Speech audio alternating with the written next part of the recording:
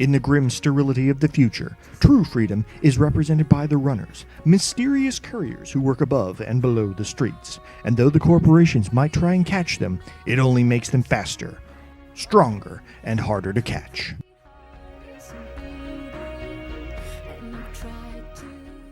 Mirror's Edge is a first-person action platformer with an emphasis on parkour-style movement and navigation.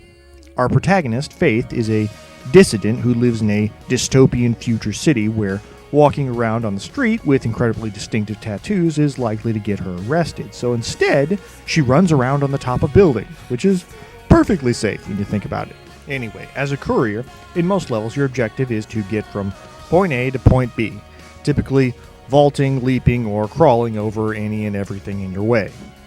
Now, as you run, you build up momentum, and pressing either the jump or crouch button will allow you to hop over things or slide beneath them. Early on, you'll notice that some of the obstacles or areas in the levels will be especially brightly colored, and this is used to teach you that certain platforms or walls can be used as pathways in order to get around the environment. Eventually, you will start encountering security forces, whose objective is to impede your progress, usually by shooting you in the face. As you progress, the levels get more complex and the enemies get more dangerous, but you do unlock a slow-mo ability that can allow you to slow time if you need to make a precise jump or take out a few extra guards. Now, I guess I'll start by saying that I love this game's art direction and level design, and I love how well the two fit together. You've got these big, bold, beautiful blocks of color that are in turn used to designate pathways within the environment that then you can use to get around. I have to say that even though this is a first-person platformer, I hardly ever got lost because the game does a very good job of drawing your attention towards areas where you're supposed to go. Also, their whole parkour movement system, once you get used to it, it does become fairly intuitive and natural to use. Although a minor annoyance is that some of the early levels, they do rely on some fairly arbitrary boundaries, such as unclimbable fences or, the steep drop off the side of a building. Ooh, you hear that? That's the sound of my crunchy, crunchy bones. Get used to that, you're going to be hearing it quite a bit. Now, what's more than a minor annoyance is the game's combat system. First-person melee combat has never been all that great, and Mirror's Edge doesn't make a good case for it either. It's hard to show distance, it's hard to show damage, your opponent occupies a very large portion of your screen.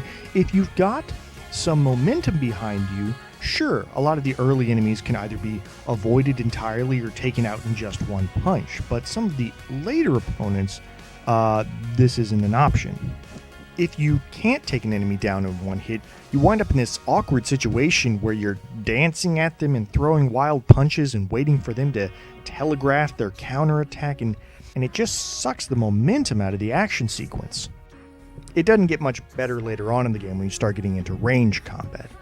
Shooting feels somewhat floaty, your weapons don't feel like they have a lot of weight, it can be hard to tell if you're doing damage at very long range.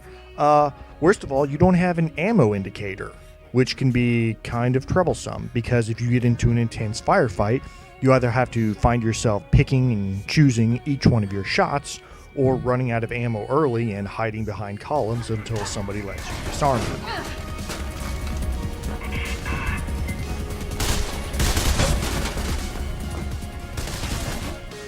Now, a somewhat more minor complaint, although still a complaint, is that the story doesn't have a whole lot to hold on to, really.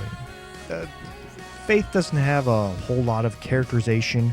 She and her friends have no real plan or goal for taking down the totalitarian government or resisting them other than running around on rooftops. The government's big plan for taking down the runners is just to give a bunch of cops stun guns and sneakers, and there's not a whole lot of backstory between Faith and her sister.